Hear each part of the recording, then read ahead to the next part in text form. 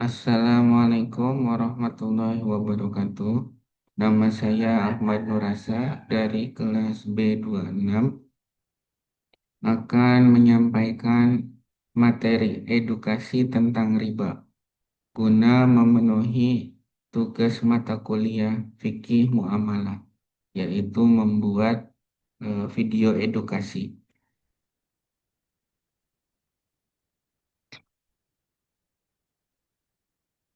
Pengertian dan sejarah dari riba. Riba berasal dari kata roba'a yarbu'u ribaan. Secara bahasa yaitu tambahan atau kelebihan. Dan secara istilah, riba berarti tambahan yang disyaratkan dalam transaksi tukar-menukar harta. Dalam istilah syara, riba menurut ulama Hambali berarti tambahan pada barang-barang tertentu. Sedangkan mazhab Hanafi, riba diartikan sebagai tambahan tanpa imbalan dalam transaksi harta dengan harta. Riba dipraktikkan sudah dimulai semenjak bangsa Yahudi sampai masa jahiliyah sebelum Islam dan awal-awal masa keislaman. Padahal semua agama samawi mengharamkan riba karena riba dipandang sebagai bentuk kezaliman dan eksploitasi dalam transaksi. Riba juga tidak mempunyai kemaslahatan sedikit pun dalam kehidupan bermasyarakat. Dalil-dalil tentang pengharaman riba. Yang pertama ada surat Al-Baqarah ayat 278 sampai 279. Bismillahirrahmanirrahim. Ya ayyuhalladzina amanu taqullaha wa dharu ma baqiya minar riba in kuntum mu'minin. Fa illam taf'alu fa'adanu biharabim minallahi wa rasulih wa in tubtum falakum ru'usu amwalikum la tadlimuna wa la tudlamun. Jika kamu tidak melaksanakan riba, yakni apa yang jika kamu tidak melaksanakan em, menjauhi riba, yakni apa yang diperintahkan, sehingga kamu memungut sisa riba yang belum kamu pungut, maka yakinlah akan terjadi perang dahsyat dari Allah dan Rasul-Nya, antara lain yang dimaksud di sini berupa bencana dan kerusakan di dunia dan siksa pedih di akhirat. Tetapi jika kamu bertobat, yakni tidak melakukan transaksi riba dan melaksanakan tuntunan yang benar, yaitu tidak memungut sisa riba, maka perang tidak akan terjadi atau kita akan terhindar dari siksa pedih di akhirat nanti. Juga ada surat An-Nisa ayat 160 sampai 161. Bismillahirrahmanirrahim. Wa akhadihimur riba wa qadanuhum wa qadanuhu anhu wa akalihim amwalan nasi bil batil wa tadana lil kafirina minhum adaban alima. Melakukan riba padahal sungguh mereka telah dilarang darinya dan memakan harta orang dengan cara tidak sah atau batil, kami sediakan untuk orang-orang kafir di antara mereka azab yang sangat pedih. Begitupun eh, beberapa hadis Nabi jelas-jelas melarang adanya riba, seperti yang diriwayatkan oleh eh, oleh Muslim yang melaknat pelaku, pencatat, dan para saksi riba ini. Dari Ibnu Mas'ud radhiyallahu anhu bahwa Rasulullah Shallallahu alaihi wasallam melaknat pemakan riba yang memberi makan kedua orang saksinya dan pencatatnya. Hadis riwayat Muslim. Dalam hadis yang lain, Rasul bersabda, dari Abdullah bin Hanzalah Ghasilul Malaikah berkata bahwa Rasulullah bersabda, satu dirham uang riba yang dimakan oleh seseorang dalam keadaan sadar jauh lebih dahsyat daripada 36 wanita bezina. Hadis riwayat Ahmad.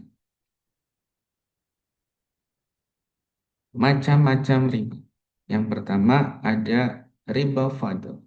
Riba fadl adalah riba yang terjadi dalam masalah barter atau tukar menukar benda yang sejenis dengan kadar atau takaran yang berbeda. Dalam konteks ini, jenis barang yang dipertukarkan itu hanya tertentu saja, yaitu jenis barang yang nilainya bisa berkembang.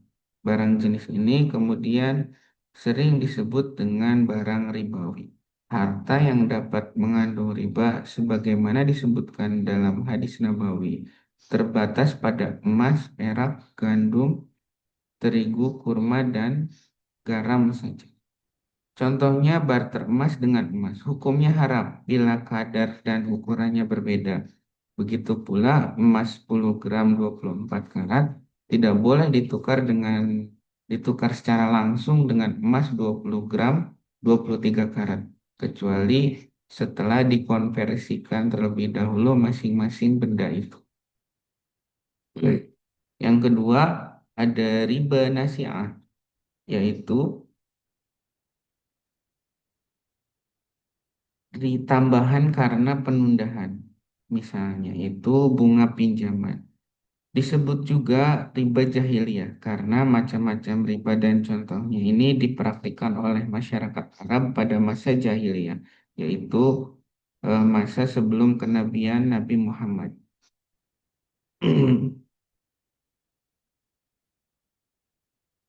Yang ketiga ada riba yad.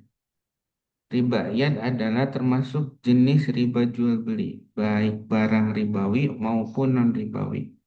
Arti riba iyad adalah riba yang terjadi pada transaksi yang tidak menegaskan harga pembayaran apabila transaksi dilakukan dengan secara tunai atau penyerahan tunda.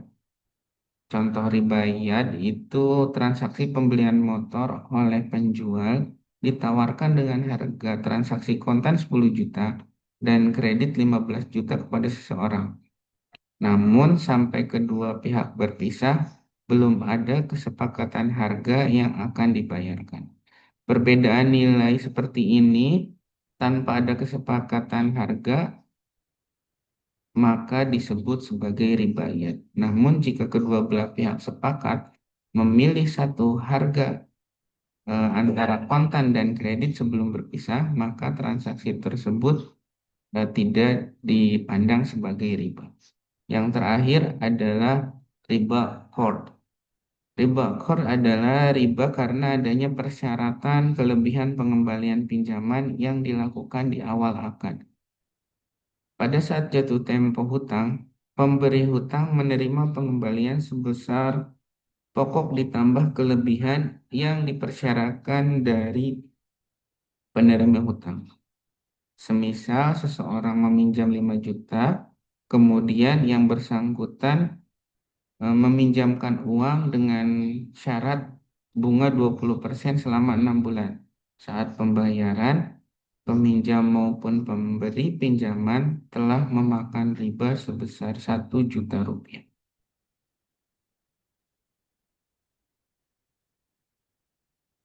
Contoh praktik riba di masyarakat, yang pertama adalah pinjaman uang dengan bunga tetap atau yang biasa kita sebut sebagai rentenir atau lintah darat. Misalnya seseorang meminjam 1 juta dan harus mengembalikan 1,3 juta dalam tempo 1 bulan misalnya, tanpa memperhitungkan kondisi ekonomi peminjam. Eh, Hampir sama seperti contoh dari ribayat yang tadi. Yang kedua, kredit barang konsumsi dengan bunga.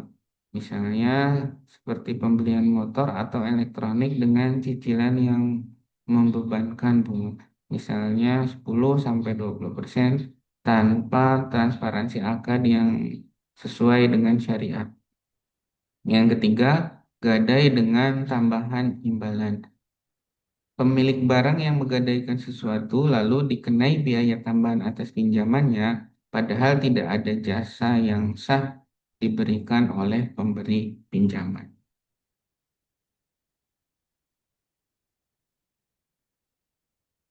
Maraknya praktek riba di masyarakat perlu adanya upaya eh, kita sebagai umat muslim untuk mencegahnya. Minimal kita berupaya untuk menanggulangi dari riba tersebut. Beberapa upaya yang bisa kita lakukan adalah yang pertama, edukasi dan literasi keuangan syariah. Nah, memberikan pemahaman kepada masyarakat mengenai bahaya dan hukum riba dalam Islam. Kemudian kita juga bisa mengadakan pelatihan atau seminar dari ekonomi syariah. Berikutnya, pembinaan dan perlindungan terhadap masyarakat yang rentan. Cenderung yang terkena praktek riba ini adalah masyarakat menengah ke bawah. Nah, masyarakat miskin sering menjadi korban dari lintah darat ini atau rentenir. Diperlukan program sosial seperti bantuan langsung tunai, zakat, dan dana sosial syariah. Yang terakhir, regulasi dan pengawasan dari pemerintah juga tidak kalah penting dengan membuat aturan yang melarang praktik riba yang terselubung, bahkan saat ini berbungkus sebagai pinjaman online ilegal atau secara terang-terangan yang kita sebut tadi sebagai rentenir atau lintah darat tadi.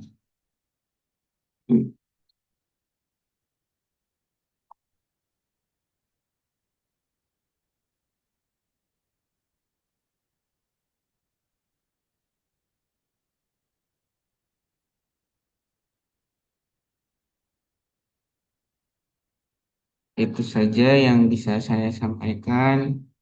Mohon maaf atas segala kekurangan. Terima kasih. Wassalamualaikum warahmatullahi wabarakatuh.